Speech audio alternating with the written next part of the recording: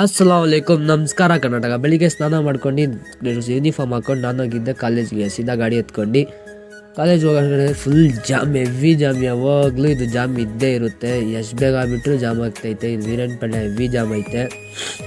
Opposite ನಾನು ಹೇಳ್ತಾ ಇದ್ದೀನಿ, ಟೂ ವೀಲರ್ಗೆ ಹೋಗ್ಬೇಡ್ರಿ, ಆಪೋಸಿಟ್ಟು ಬರೋಕ್ಕೆ ಜಾಗ ಕೊಡಿ. ಅವ್ರಿಗೂ ಬರೋಕ್ಕೆ ಇದ್ದರೆ ನಾವು ಹೋಗೋಕ್ಕೆ ಈಸಿ ಆಗೋದು. ಆಮೇಲೆ ಅಲ್ಲಿಂದ ಭರತ್ನ ಪಿಕ್ ಮಾಡ್ಕೊಂಡು ಸೀದಾ ಬಂದಿದ್ದೆ ಕಾಲೇಜಲ್ಲಿ. ಎಕ್ಸಾಮ್ ಬಂದುಬಿಟ್ಟು ಇವರೆಲ್ಲ ಮಾತಾಡ್ತಾಯಿದ್ರು, ಇದು ನೋಡೋ ಅಂದರೆ ನೋಡ್ತಾವೆ. ಆಮೇಲೆ ಎಕ್ಸಾಮ್ ಬಂದುಬಿಟ್ಟು ಆಚೆ ಬಂದ್ಬಿಟ್ಟು ನಮ್ಮ ರಿತಿಕ್ನ ಉರ್ಸ್ತಾ ಇದ್ವಿ. ಫುಲ್ ಉರ್ಸ್ಕೊಂಡ್ಬಿಟ್ಟವನೆ. ಯಾಕಂದರೆ ಇವಾಗ ನೆಟ್ಕೊಂಡು ಬಿಡಲ್ಲ ನಿನ್ನ ಅಂತ ಹೇಳ್ತಾ ಇದ್ದೀವಿ. ಬಿಡೋ ಅಂತ. ಆಮೇಲೆ ಸರಿ ಬಾ ಅಂತ ಬಿಟ್ಬಿಟ್ಟು ಇವನ್ನ ಬಸ್ ಸ್ಟಾಪ್ ಹತ್ರ ಸರಿ ಹೋಗೋ ಹುಷಾರಾಗಂತ ಸ್ವಲ್ಪ ತೊಂದರೆ ಮಾಡಿಬಿಟ್ಟು ಬಂದರೆ ನಾವು ಸಮೋಸ ತಿನ್ನೋಣ ಅಂತ ಸಮೋಸ ತಿಂದ್ವಿ. ನಾನು ಸಾಗರು ಭರತ್ ಸಮೋಸ ತಿಂದ್ಬಿಟ್ಟು ನಾನು ಬಿಟ್ಟಿದ್ದೆ. ಭರತ್ನು ಸಾಗರ್ನ ಅಲ್ಲೇ. ಸರಿ ಬರ್ತೀನೋ ಅಂತ ಇವ್ನು ಕೈ ತೊಗೊಂಡು ಜೋಡಿಸಲ್ಲ. ಸರಿ ಹೋಗು ತೊಳ್ಬೇಡ ಅಂದರೆ ನೋಡೋಣ ಕೊಡು ಅಂದ. ಸರಿ ಹೋಗು ಅಂತ ಹೇಳ್ಬಿಟ್ಟು ಸೀದಾ ಬಂದಿದ್ದೆ ನಾನು ನಮ್ಮ ಅಕ್ಕ ಮನೆಗೆ ಬಂದುಬಿಟ್ಟು ನಮ್ಮ ಅಕ್ಕ ಮನೆಗೆ ಹೋಗಿದ್ದೆ.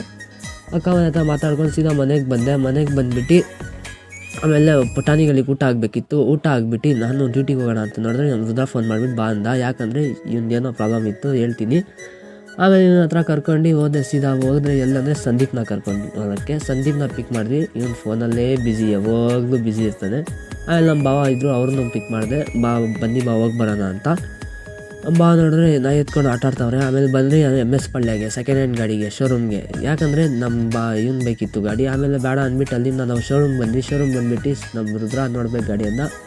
ಆಮೇಲೆ ಅಲ್ಲಿಂದ ಬಂದುಬಿಟ್ಟು ಸೀದಾ ಇವತ್ತು ಗಾಡಿ ನಿಲ್ಸ್ಬಿಟ್ಟು ಇವತ್ತು ವ್ಲಾಗ್ ಇಷ್ಟೇ, ನಾಳೆ ಸಿಗೋಣ. ಇವಾಗ ಏನಾಗುತ್ತೆ ರುದ್ರಾ ಏನು ತಗೊಂಡೇ ಇಲ್ಲ, ನೆಕ್ಸ್ಟ್ ವ್ಲಾಗಲ್ಲಿ ಹೇಳ್ತೀನಿ, ದಯವಿಟ್ಟು ನೋಡಿ.